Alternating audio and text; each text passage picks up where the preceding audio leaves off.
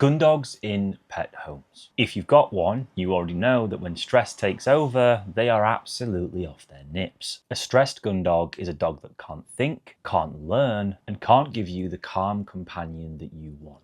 Today, I'm going to show you how I work through one of the most common problems I see with a stressed gun dog. Now, before you click off, let me just explain. This isn't about bribing your dog with food, using excessive force, or just completely avoiding the problem altogether.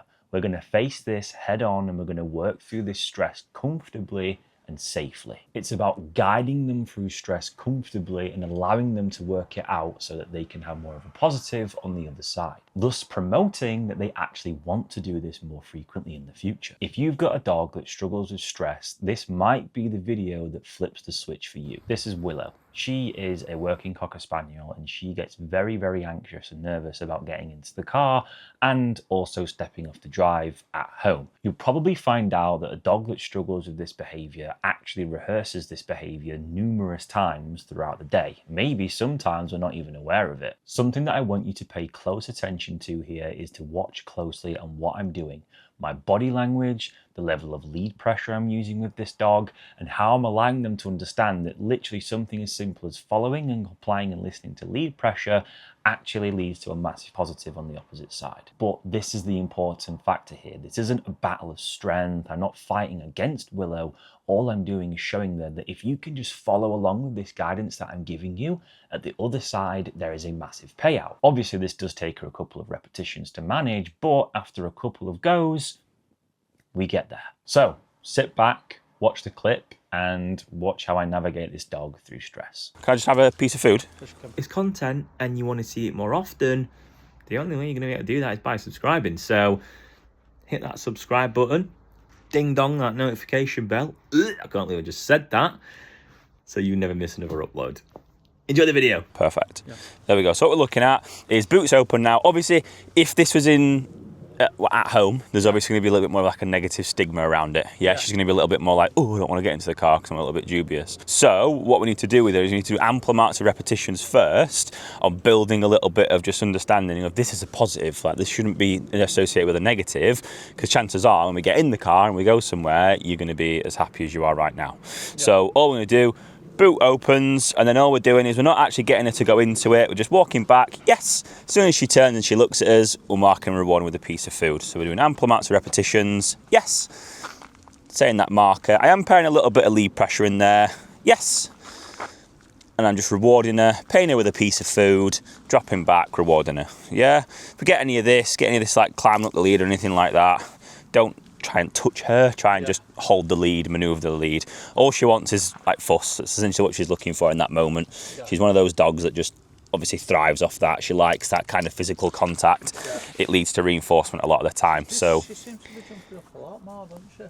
Yeah, it can be paired with a little bit of like displacement behaviour, reassurance, you know, looking for a way out of the situation, kind of trying to like put a little bit of a blocker on it. But chances are, yeah, it's just a behaviour that she's obviously just heavily reinforced for quite a while. She knows commonly it will lead to someone fussing her and basically rewarding her for it. Yeah.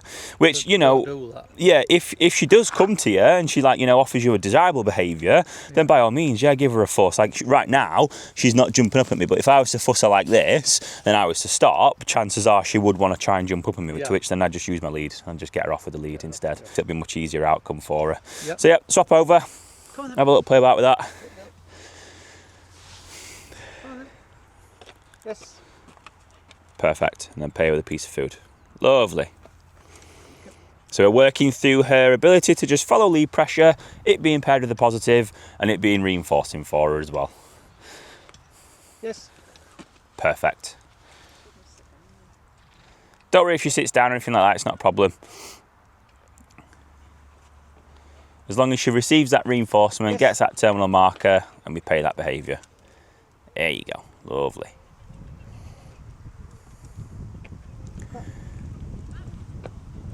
Yes. Perfect. And then how we'd structure this is after you've got, say, like 5 or 10 reps where she's been really consistent, you've had ample amounts of commitment, I'd then get her to actually get up into the car. Yeah, so I probably would use just a basic command. What did you use usually? Yeah, up. Okay to come down. Perfect. So it'll just be up, get her up into the car, bring her back down again once you're happy and you're ready for her to And stay. mark her. And then mark and reward. And I do it. After when she comes out. I'd do it in a sense of like that little drill you just done there. I'd get her up into the car, leave her there a second or so. Okay, release her back down, then do another repetition if you're dropping back, rewarding the behaviour. Back up into the car, back out the car, and just keep repeating that process. Perfect. So you want that little bit of commitment. She's got up into the car. Say you're okay. Okay. And then you want to pressure on the lead and keep that pressure on the lead until she complies with it and comes with you. Okay. There you go. Perfect. Brilliant. That's what we're looking for. Very good. Now you're doing a couple of repetitions of just dropping back, rewarding, and repeat the process. Yeah? What, and do that now? Just to, Yeah, just dropping back, not in the car, dropping back, rewarding, dropping back, rewarding. Yes. Because notice how she's shifted a little bit now in regards to her body language. Because you've done one repetition where you got her up into the car and then got her back out, she's a little bit dubious now because she thinks that's what's going to happen. Yeah. So what we need to do is we need to now build that, build that association, build that positive association with her, get her to feel more comfortable in that. Lovely. Cool. Yes. Perfect. Right, now then. Shall we try it up? Yeah, go for it. Up, up, up. So she commits to it, goes into a sit, lovely. Drop your hand down for me so there's not, don't try and apply lead pressure when she's in the car. That was a much better out. See how there was a little bit more commitment there? Yeah. She was straight in, straight out. She's like, yep, cool, off, doing it. What she were doing? Yeah. Yeah. You want to do it? Right. Yeah, swap it out. Oh, you're not doing it with me now. Yes. Perfect. Get that payment in there, lovely. And you can mix it up as well. You don't have to just give like one food reward every single time. You could do a little bit of a jackpot where she gets numerous pieces. Anything that just builds a little bit more of a positive association with the dog basically doing this behaviour. That's the big thing, because obviously she's got a big stigma about getting into the car and getting out of the car, especially like before and after walks. So the more we can kind of set that expectation of it's fine, nothing bad's going to happen, that's what's going to help her out the most. You tend to see it with a lot of your like flighty dogs that try and just like evade pressure or get out of situations. So you want to keep your pressure on, apply it forward as you're saying up. There you go, perfect. And then as she's there, try not to allow for any like sucky behaviour where she like jumps up at you or anything like that. Okay. Perfect, very good. No treat. No, it doesn't matter. Too late now. Oh. Sweet. Yeah. Again? You doing it again? We're going to add in another variable in a moment, but I just want to get in a couple more repetitions of this first.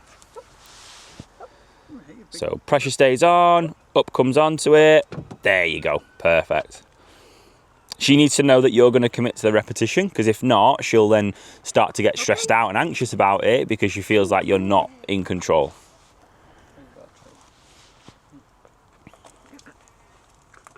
Remember what I said, just use your lead.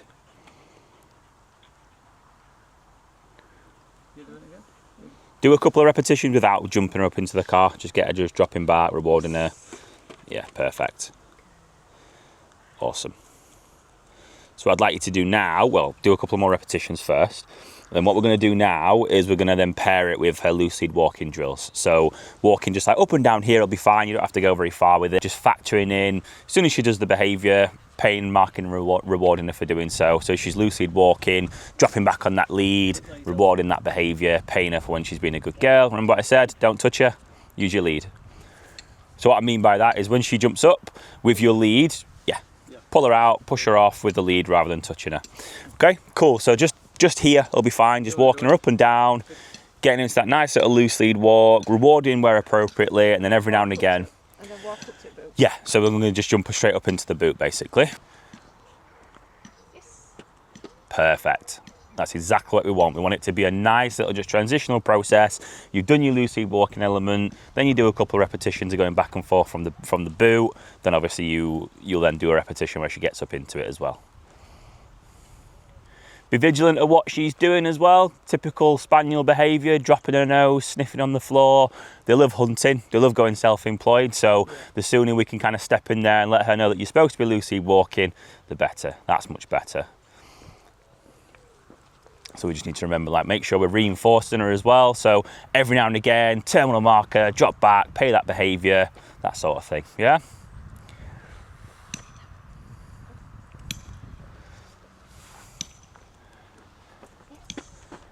Perfect. So do one more repetition.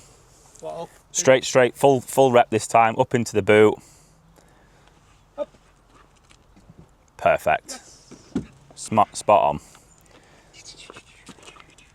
Lovely. Good, good. That's what we want.